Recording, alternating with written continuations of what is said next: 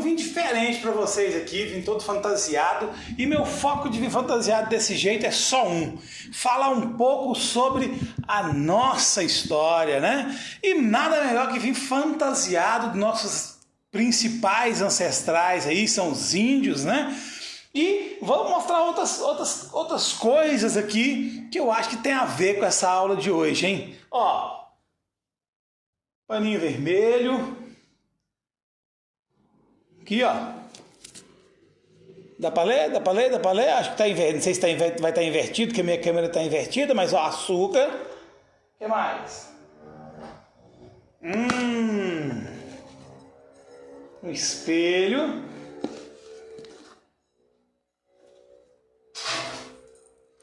Miçangas, né? Coisinhas bonitinhas.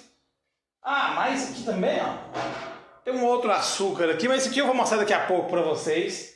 Mas tudo isso tem a ver com a nossa aula hoje, tá? Tudo isso aqui tem a ver um pouquinho com a aula dos nossos ancestrais, tá bom? Eu vou fazer a aula hoje pintado desse jeito aqui para falar sobre isso para vocês. Mas antes da gente falar qualquer coisa, antes da gente começar essa nossa aula, eu quero deixar para vocês um vídeo que uma professora de Belo Horizonte, a professora Cláudia Vicência de Araújo, que é formada pela Universidade Federal de Pernambuco, que tem tudo a ver, Pernambuco tem tudo a ver com a nossa aula de hoje também, porque essa açúcar aqui, ó, vai começar lá em Pernambuco e ela vai falar para vocês um pouquinho do porquê que Portugal chegou ao Brasil antes de potências como Inglaterra, como França. Portugal chegou aqui primeiro. E a primeira coisa que a gente vai tentar entender é isso. Por que Portugal foi pioneiro na descoberta do Brasil? Por que Portugal chegou nas terras brasileiras primeiro? Fica com esse vídeo da professora Cláudia aí explicando isso para vocês. Daqui a pouquinho, vou guardar essas coisas aqui. Daqui a pouquinho a gente volta, tá bom? Só um pouquinho. Olá, pessoal. Eu queria agradecer primeiro o convite para participar dessa videoaula com vocês, pelo Colégio Quartzo e pelo Kleber. Meu nome é Cláudia Vicência de Araújo e eu fiz minha graduação em História na Universidade Federal de Pernambuco. Morei lá por vários anos. Depois, ao voltar para Belo Horizonte, que é onde é a minha cidade, eu fiz uma pós-graduação em Educação Ambiental pela UENG, a Universidade Estadual de Minas Gerais. Eu não leciono há vários anos, mas fiquei muito feliz e empolgada com o convite de poder trazer um trechinho aí da história que faz parte da história do Brasil também, né? Mas da história de Portugal para vocês. O nosso assunto, o nosso tema é o pioneirismo, né, de Portugal na expansão marítima. O pioneirismo de Portugal nas grandes navegações. Quando nós estudamos história, é muito importante a gente ter um contexto anterior, fazer um recorte de tempo, voltar um pouquinho e entender o que acontecia antes do que nós efetivamente estamos estudando naquele momento.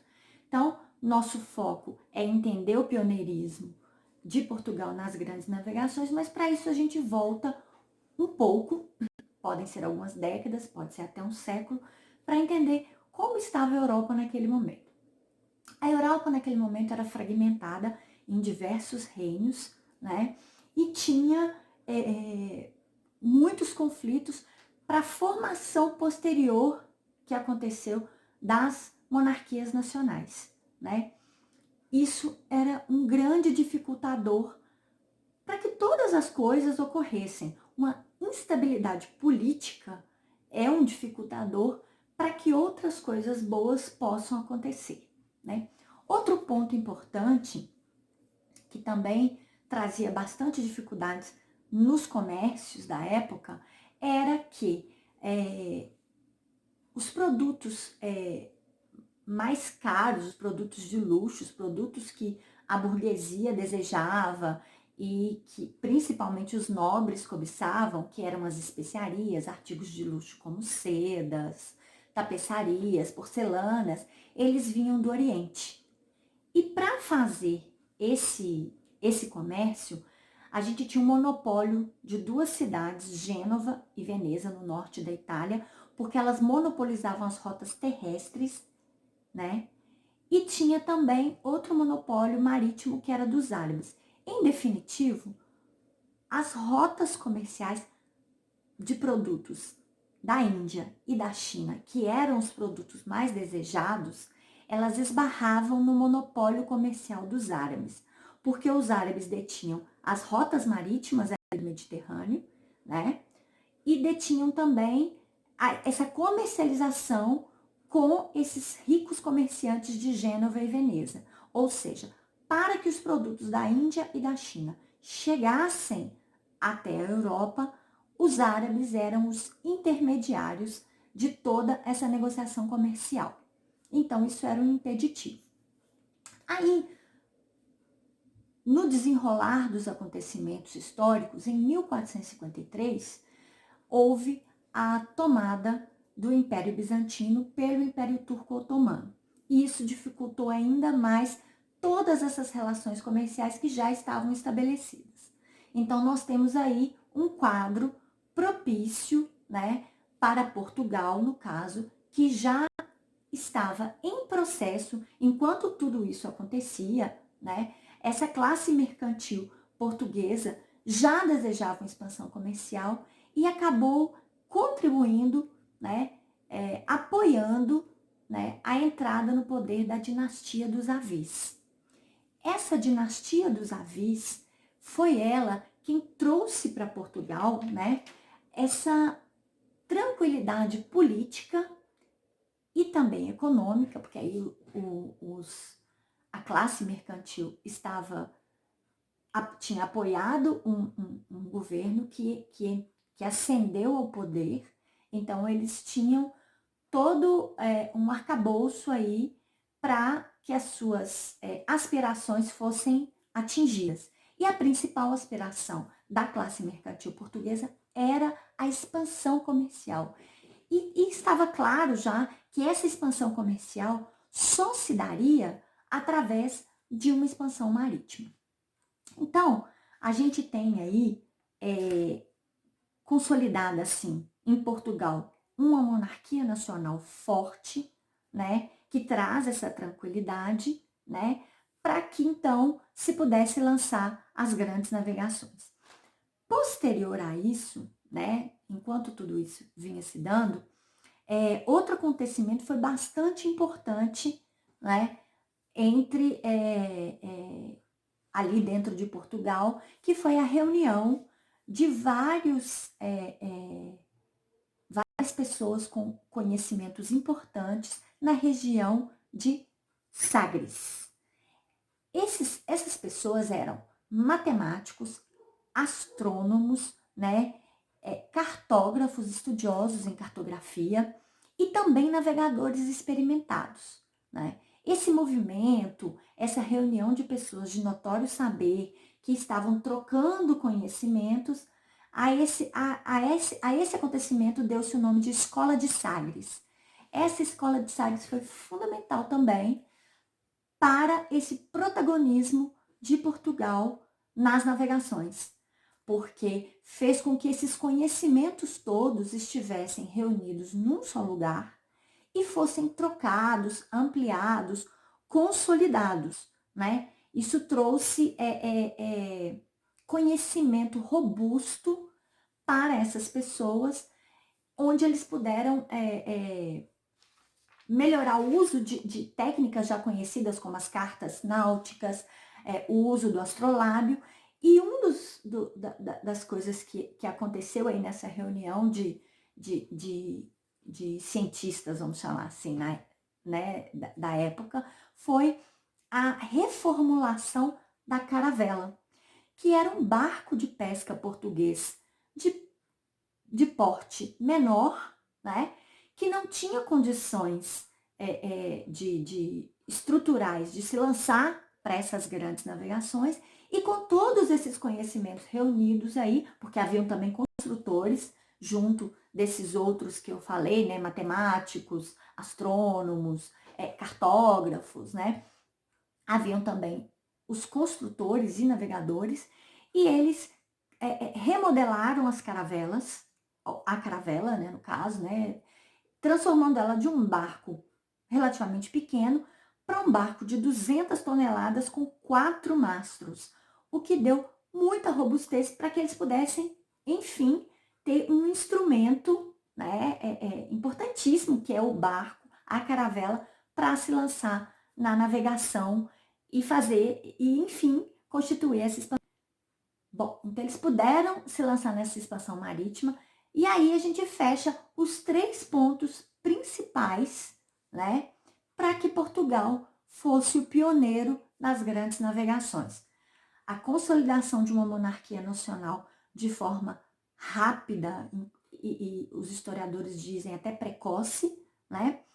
A posição geográfica de Portugal, né, ali na Península Ibérica, onde já havia comércios, embarcações que chegavam e saíam, fazendo essas trocas comerciais, e uma classe mercantil consolidada, forte e com vários laços comerciais já colocados, e também a Escola de Sagres, onde se reuniram essas pessoas de notório saber que fizeram várias trocas de conhecimento e os consolidaram e ampliaram. Sendo assim, aí ao longo do século XV, entre que a dinastia de Avis entra ascende ao poder em Portugal, consolida-se a monarquia nacional. Você tem no decorrer do século XV várias conquistas, né, de pontos de território no norte da África, né, na costa africana, a conquista de ilhas no Atlântico, né, o início da navegação no entorno da África até chegar ao famoso Cabo das Tormentas, e depois, no finalzinho do século XV, a consolidação aí dessa circunnavegação do território africano por Vasco da Gama. Vasco da Gama vai ultrapassar o Cabo das Tormentas, que vai passar a se chamar Cabo da Boa Esperança, e vai chegar às Índias. A culminância de todo esse processo que envolveu aí, historicamente, a Europa, e onde Portugal foi o protagonista, foi a descoberta das terras brasileiras.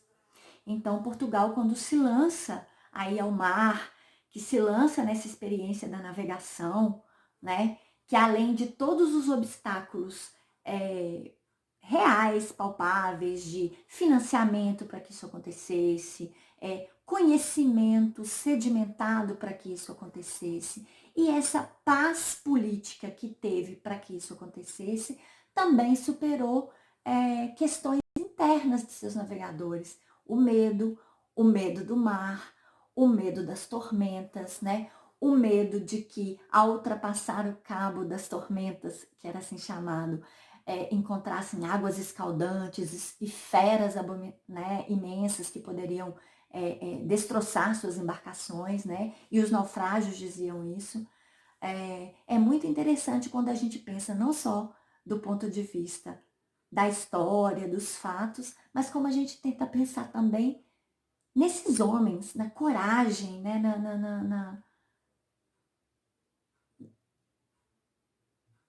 Nesse pioneirismo deles, né? De sair para o desconhecido, né? Para conquistar novas rotas de comércio. Até breve. Quero agradecer demais, imensamente essa grande historiadora, professora Cláudia. Obrigado por essa aula para a gente agora. É uma honra para a gente ter recebido uma pessoa que eu tenho certeza que muito ocupada nos seus afazeres aí, ter tirado esse tempo para passar um pouco desse conhecimento para a gente. Muito, muito, muito obrigado mesmo.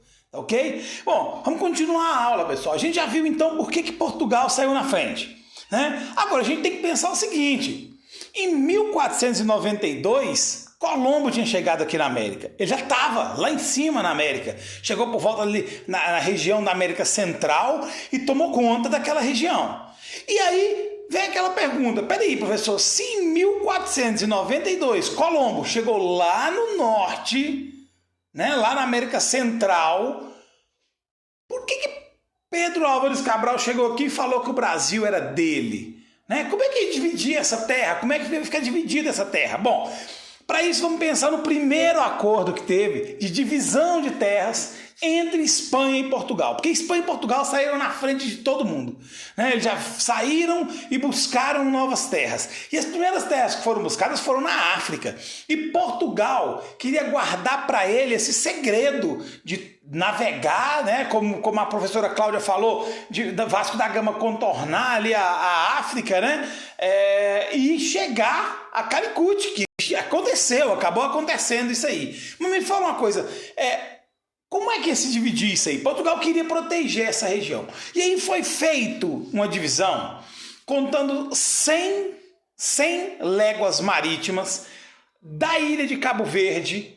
Se passaria um traço imaginário. E esse traço imaginário se chamaria Bula Intercoeteira. Essa Bula Intercoeteira era o limite. O que fosse à esquerda seria da Espanha, o que fosse à direita seria de Portugal. Só que tem um detalhe, esse à direita e à esquerda pegaria parte da costa africana, coisa que Portugal não queria.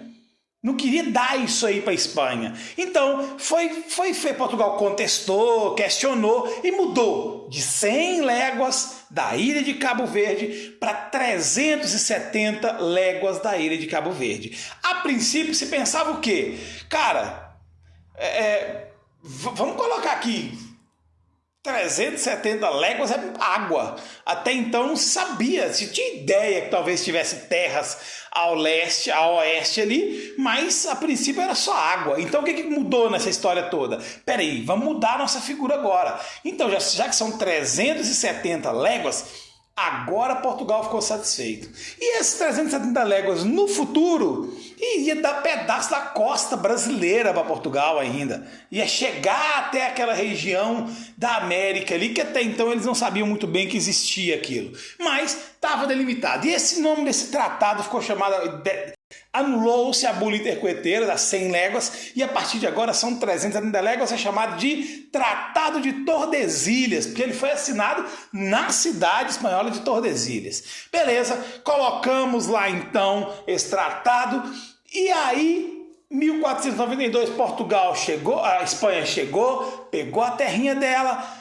Portugal então pensou, peraí, sabemos que existe essa terra. Portugal até então não estava muito interessado nessas terras da América não, porque o interesse maior de Portugal era no comércio com o Oriente, era buscar especiarias no Oriente e trazer essas especiarias para serem vendidas com até 5.000% de lucro, era muito dinheiro. Então o interesse era muito maior nessa viagem de Vasco da Gama, né? Contornando ali a África até chegar ao porto de Calicut, coisa que vai acontecer, a gente sabe que vai acontecer em 1498. Chegou lá, agora Vasco da Gama voltou de Calicut abarrotado de especiarias nos seus navios para vender, para ter esse lucro gigantesco para Portugal. Até aí beleza, mas Portugal pensou, cara, já que a gente tem essa terra lá, vamos lá tomar posse desse negócio, antes que apareça a Espanha lá, invade esse nosso tratado, resolve, vamos tomar posse. No dia 22 de abril de 1500, ancorava na costa brasileira um navio de 13 embarcações de Pedro Álvares Cabral e tomavam posse.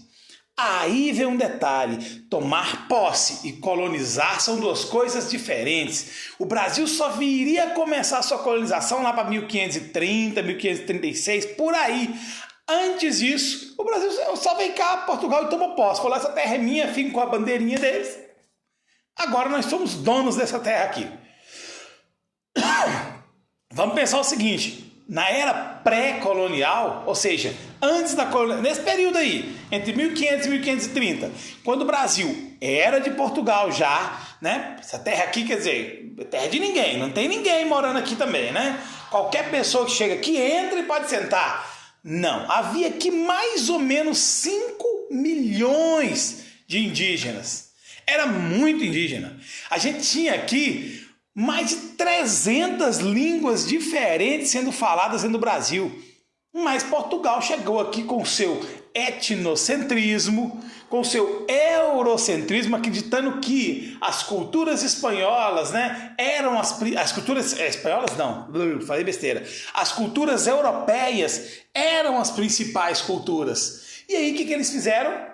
Já que lá é a principal cultura, vamos tomar conta lá, vamos ter que ir lá colonizar aquele bando de selvagem que existe lá. Selvagem mesmo. Por quê? Porque enquanto a Espanha já estava usando metal, já estava trabalhando com siderurgia, manufaturas, fazendo tecido, os índios brasileiros usavam pau e pedra. Então, realmente, os índios ainda estavam na Idade da Pedra.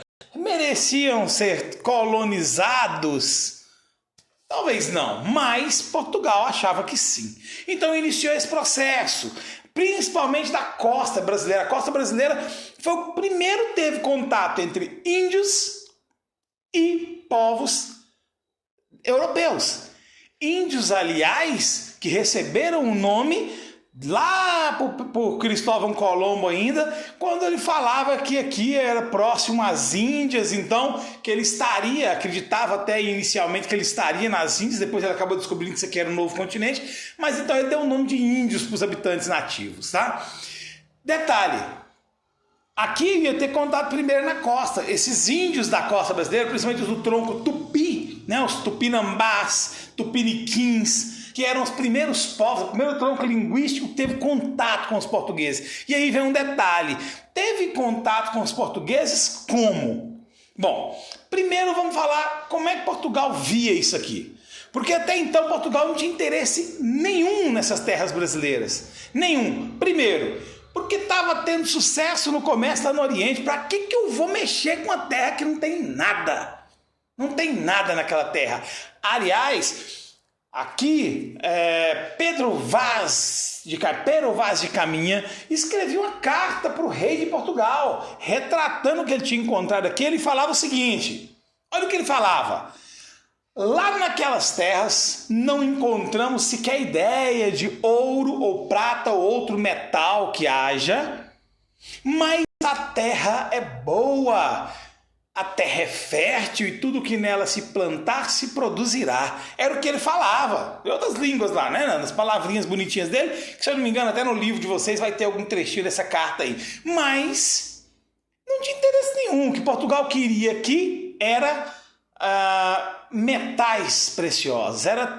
Esse período do mercantilismo se focava acúmulo de metais, o bulionismo, né? O metalismo. Então, se queria ter metais preciosos. Então, lá estava tendo sucesso no Oriente. Aqui não encontrou metais preciosos. Não tinha gente para comprar de Portugal nada. Quer dizer, ela queria 500%, 5.000% de lucro. 5.000% de lucro para índio, o índio vai comprar isso como? Ou seja, não tinha atrativo comercial. Então, olha aí, eles não tinham sucesso, já estavam tendo sucesso com o comércio no Oriente, vendendo para toda a Europa, buscando no Oriente, vendendo para a Europa. Não tinha metais preciosos aqui no Brasil e não tinha quem comprasse seus produtos, não tinha nenhum atrativo comercial aqui. Para que vir para cá? Mas aí, então, entra a nossa primeira personagem da época. Por que o vermelho? Porque quando esses portugueses chegaram aqui, eles notaram uma madeira que possuía no seu tronco, quando ele era cortado, uma tinta avermelhada, muito similar a uma tinta que eles buscavam no Oriente. E essa tinta era da cor de brasa, né? Então o nome pau-brasil, esse Brasil veio de brasa, da cor brasa. Por isso, pau-brasil. Nossa, eu não estou aguentando, vou passar a mão nesse tempo toda hora. Mas beleza. Então, se interessou, peraí, pau-brasil. Vamos dar um nome nesse lugar aqui de Brasil por causa desse pau-brasil, né? De brasa. Vamos dar um nome aqui de pau, de Brasil. Brasil, pau-brasil, Brasil. Beleza, ficou o nome de Brasil. Aí agora mudou a história. Portugal já tinha ali alguma coisa para comercializar, né? Vamos tomar pó. Até porque aí Portugal pensou no detalhe. Começava a circular aqui nas nossas águas piratas. Muitos piratas, piratas franceses, piratas holandeses. Nós vamos ver que eles vão acabar invadindo algumas áreas mais para frente aí. Mas agora Portugal pensava o quê? Vamos para lá, vamos tomar posse daquilo lá. A gente tomando posse daquilo lá, a gente continua tirando o pau-brasil. Vamos continuar tirando o pau-brasil, mas a gente vai e já começa a proteger contra esses piratas que estão querendo invadir. Então, beleza, Portugal veio e começou a extrair esse pau-brasil. Pau-brasil, aliás, que nunca deixou de ser tirado do Brasil. Nunca, enquanto o Brasil era colônia de Portugal, mesmo que Portugal tivesse outros ciclos de outras riquezas a serem tiradas do Brasil, o pau-brasil continuou sendo retirado. Tá aqui mesmo, estou fazendo esse trecho, vamos levar um pau-brasil junto, né? Aconteceu muito isso aqui, de se levar essa mercadoria que já estava eminente, tanto que aí acabou, desmatou nossa Mata Atlântica toda com a extração desse pau-brasil aí. Então, beleza, nós vamos ver que no pau-brasil foi mantido essa retirada e aí começou a ser feito o que era chamado de monopólio comercial. O que era o monopólio? Só Portugal podia retirar esse pau-brasil daqui e quem estava aqui só podia mandar esse pau-brasil para Portugal. Isso vai acontecer com todos os produtos feitos no Brasil. Tudo que se tirava do Brasil ia se usar esse monopólio comercial. Só se comercializava com Portugal e com o Brasil. Não podia vender para terceiros. Primeiro detalhe foi esse. Segundo, começou a ser feito o que eles chamavam de escambo, ou seja, trocas. Escambo com o quê? Com os índios. Por quê? Quem é que ia trabalhar? Obviamente, os nossos ancestrais iriam ser a mão de obra para retirar esse pau-brasil. A troco de quê, gente? A troco de espelho, ó. A troco de miçangas, a troco de pente, a troco de um monte de coisa que não tinha valor nenhum para Portugal. Isso aqui não valia nada para Portugal, mas para os índios isso tudo era novidade. Caraca, tô me vendo aqui no espelho, pá. Nossa, que espelhinha bonita, colorida, não sei o quê. Isso tudo era usado por Portugal para comercializar com os índios, trocar a troco do trabalho indígena. E quando esses índios não aceitaram mais, falaram assim, não vamos trabalhar por causa dessa bugigangaiada, nós já temos espelho demais em casa, já nem pentia cabelo, porque o cabelo dos índios é tudo lisinho, então não precisa nem espelho, não quero mais. Esses índios começaram a ser escravizados, explorados, massacrados pelos espanhóis. Nessa época, Portugal começou a implantar aqui no Brasil também as feitorias. O que eram as feitorias?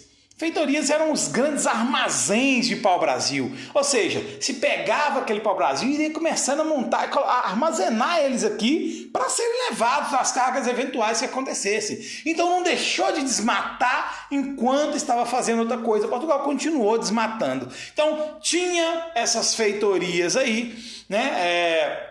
Ainda acontecendo aqui no Brasil, se montava esses barracões aí e guardava essa madeira para ser levada. Então, nós vamos ver que essa questão de continuar tirando o pau-brasil e principalmente os piratas que circulavam aqui deram a Portugal uma urgência em colonizar as nossas terras. Então, beleza, vamos pegar Maricu e vamos para o Brasil? Não foi assim. Portugal não queria gastar com isso. Então Portugal começou a fazer o quê? Nosso foco lá é ocupar e cultivar, principalmente o litoral brasileiro, para não deixar entrar pirata, não deixar pilhar o que a gente tem aqui, coisa que está começando a acontecer. Então vamos pensar como é que vai ser a administração disso aí. Portugal já tinha uma ideia disso. Lá na África, em muitas ilhas, eles adotavam um sistema que era chamado de sistema de capitanias hereditárias.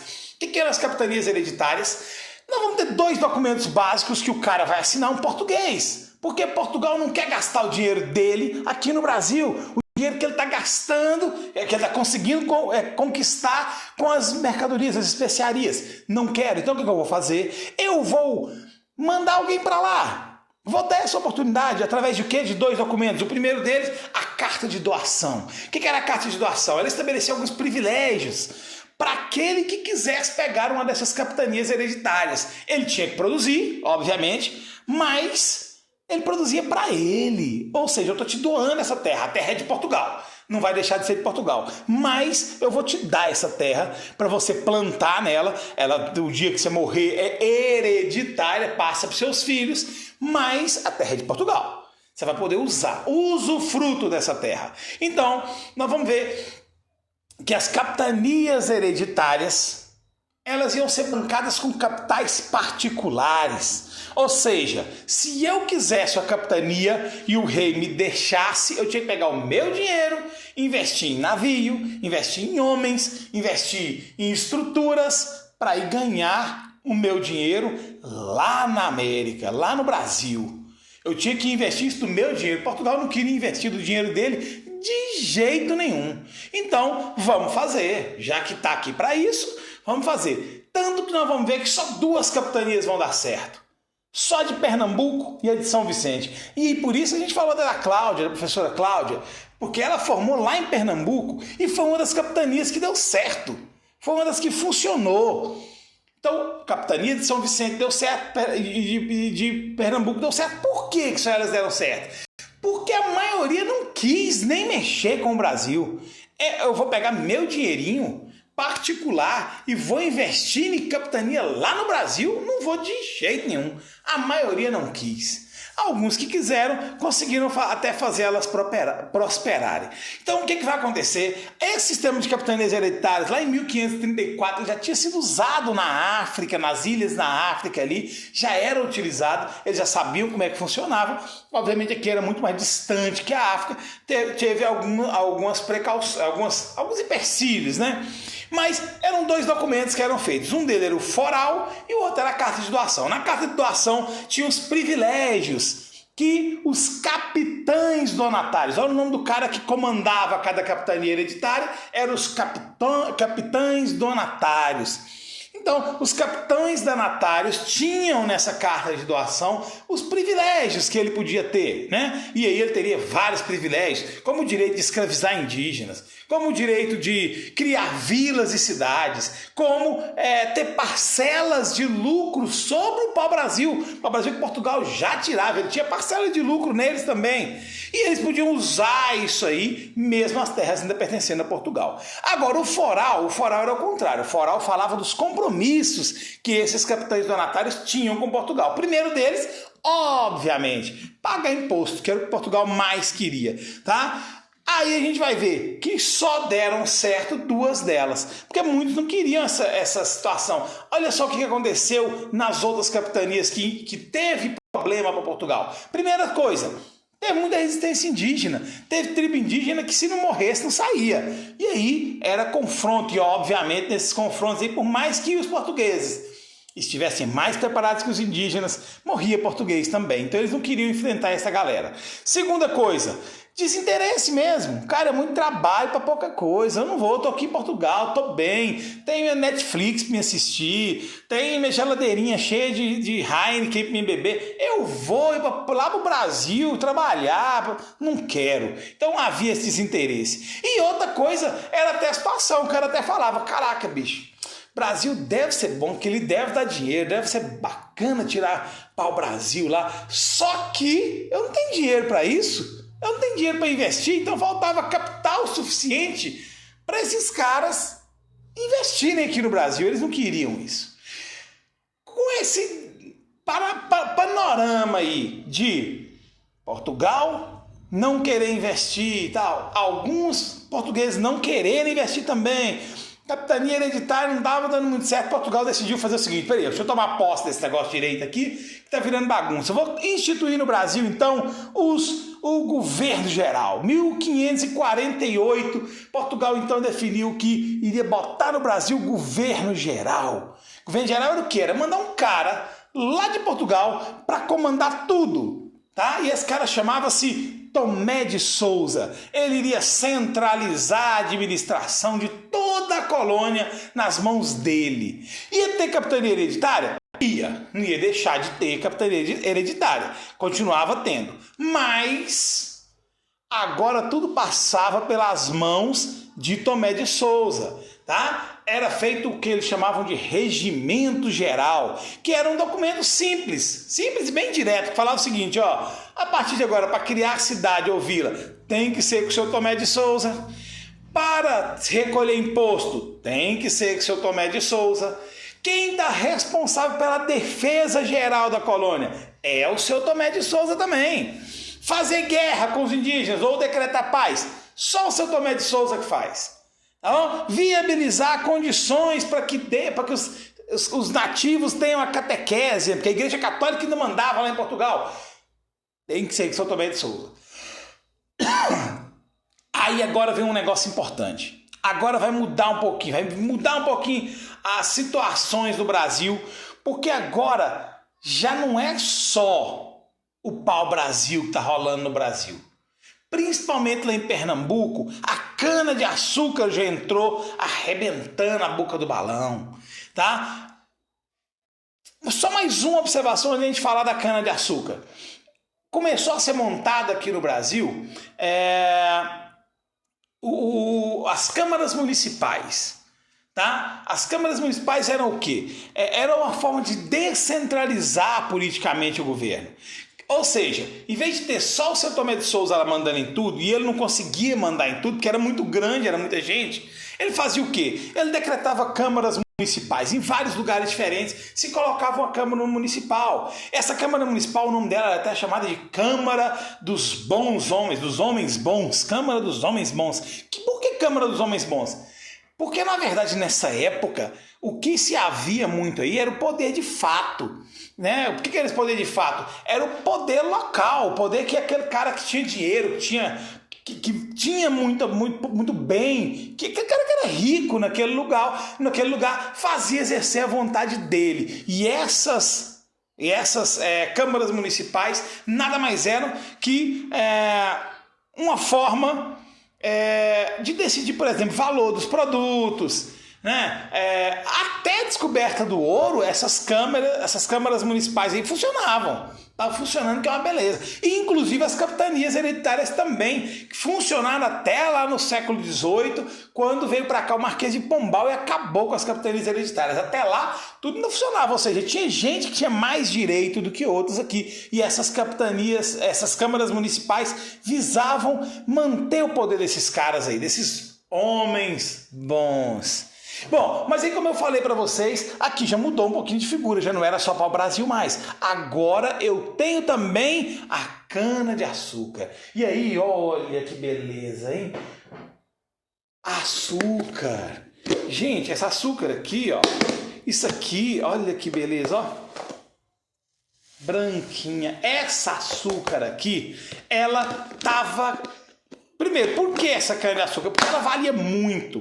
Tá? Ela tinha um valor muito alto na Europa. Isso aqui não era qualquer pessoa que comia cana-de-açúcar, comia açúcar, não.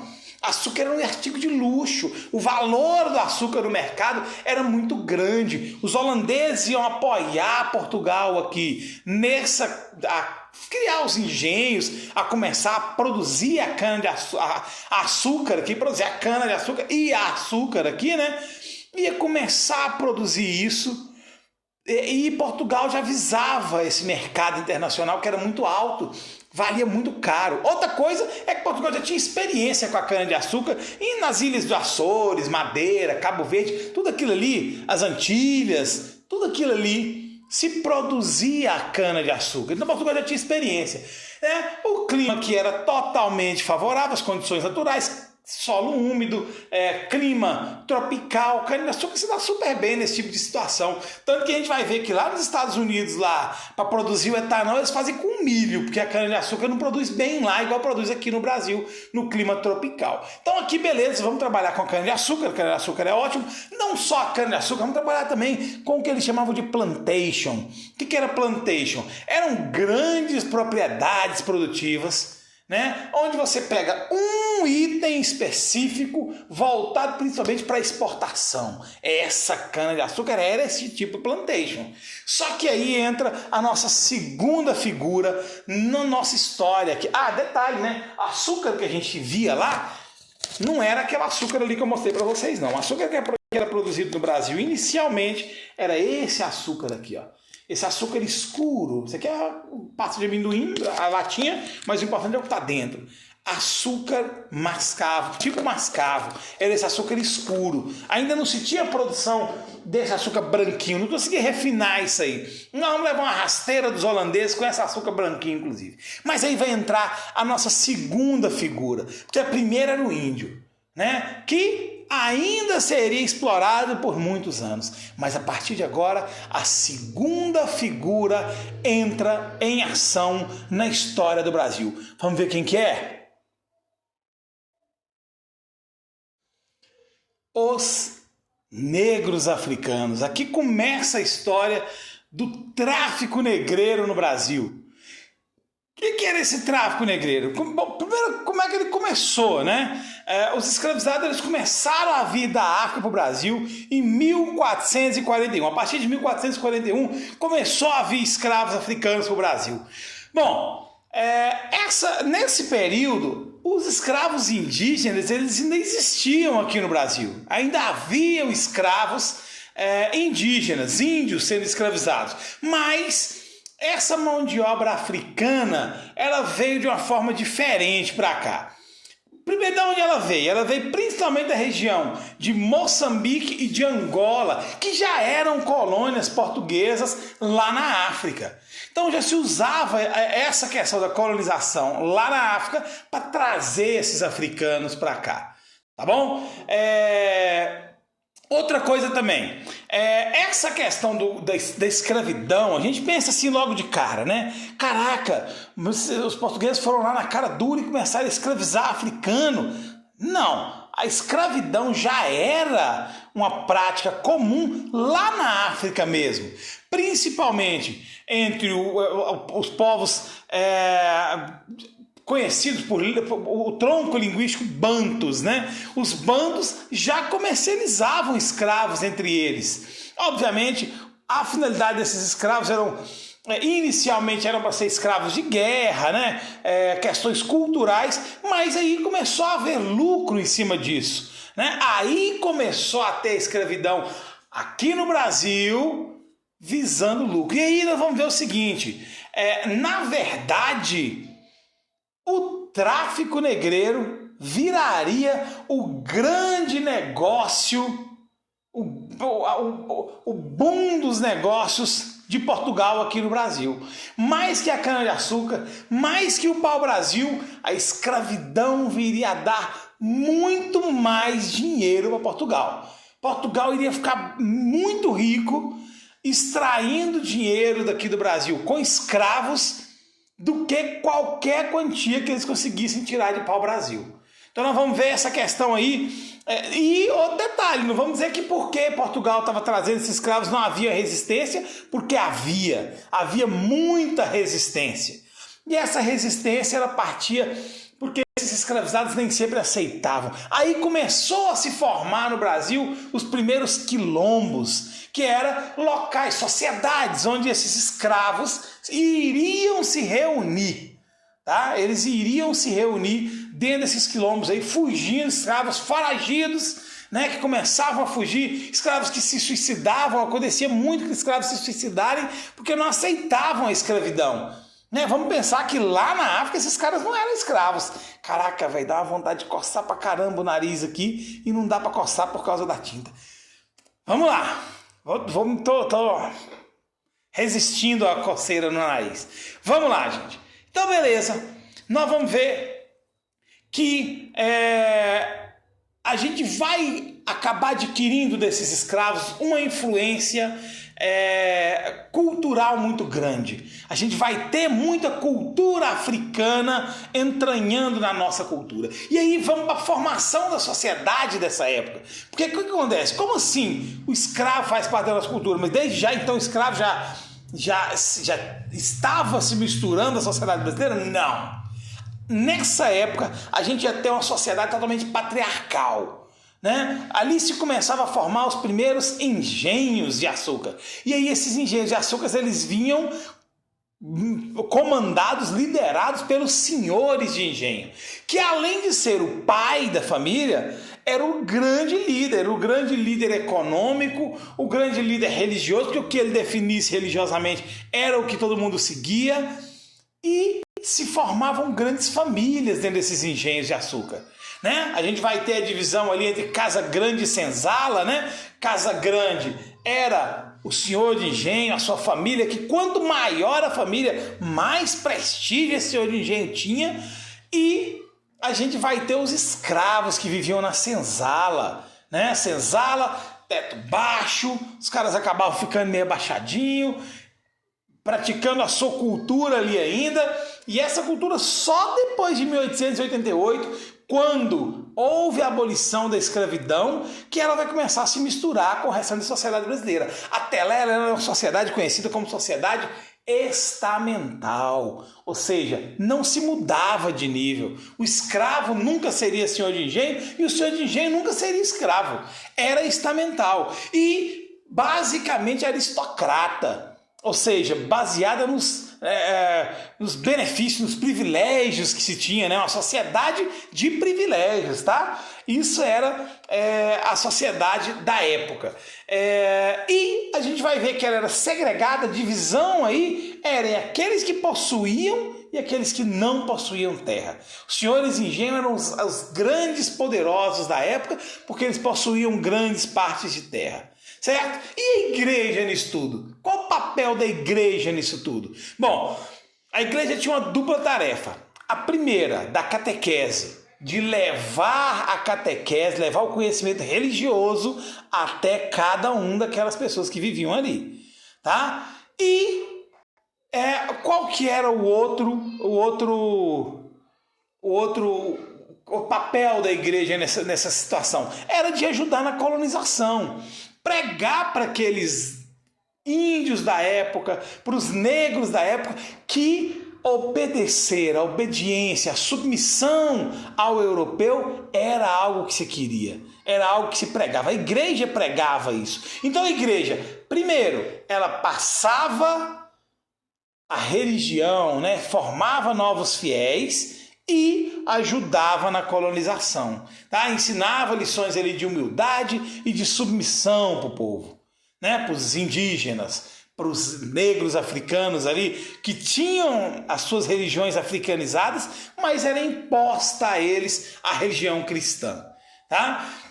Quem fazia esse papel? Quem fazia isso eram os jesuítas, né? Conhecida como Companhia de Jesus. Esses jesuítas eles eram organizados em missões. E era mandado para lugar que às vezes nem sequer tinha cidade. O cara tinha que entrar no meio do mato, invadir a floresta, a selva, né? E encontrar tribos indígenas correndo risco de morrer, porque às vezes o índio não aceitava, mas muitos conseguiram ter o seu papel. Inclusive tem um filme chamado Missões, tá? É um filme, se eu não me engano, com Robert De Niro, onde ele mostra a história desses jesuítas, né? Que não foi só no Brasil que ele aconteceu, tá? Jesuítas não tiveram só no Brasil, não tiveram no mundo inteiro, e em missões no mundo inteiro. E aí dá para ter uma ideia nesse filme, Missões aí. Eu vou ver se eu consigo o link dele, mais 2 filmes que eu quero ver se eu consigo o link para vocês assistirem. Um eu tenho certeza que a gente consegue pelo YouTube,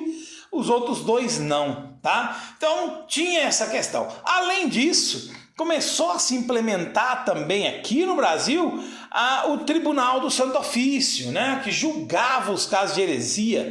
Quem condenava isso? Quem condenava isso era a famosa Inquisição, né, os inquisidores. A Inquisição falava que o cara ia lá, investigava e apurava ali que o cara estava cometendo casos de bruxaria, de sacrilégios. Prendia o cara, levava para ser julgado. Milhões de pessoas no mundo todo morreram nesse período de Inquisição, né? Tiveram fatos aí de uma quantidade muito grande de pessoas morrendo porque eram condenadas, cometiam atos ali contra a Igreja Católica e acabava sendo condenado à fogueira ali, né? O mais usado nesse período era a fogueira. Às vezes se condenava a forca, mas a fogueira era mais comum. Bom, vou deixar para vocês o link, vou ver se eu consigo deixar para vocês o link do filme Vermelho Brasil, de Sylvain Archambault, tá? É um filme de 2014, um um filme de 90 minutos aproximadamente. E esse filme Missões também. E o filme, a série, né? Vou ver se eu consigo essa série aí pra vocês, que chama a série A História do Brasil. Ela é uma série em 10 capítulos. Quem lançou essa série foi a TV Brasil. Não sei se a gente vai conseguir ver eles aí, mas vou tentar. Se eu conseguir o link para vocês conseguirem assistir em algum lugar, eu vou ver se eu consigo esse link e mando para vocês e vocês assistirem. Fica as atividades do livro para vocês fazerem. Próxima aula a gente corrige. Beijão, valeu pessoal, fica com Deus.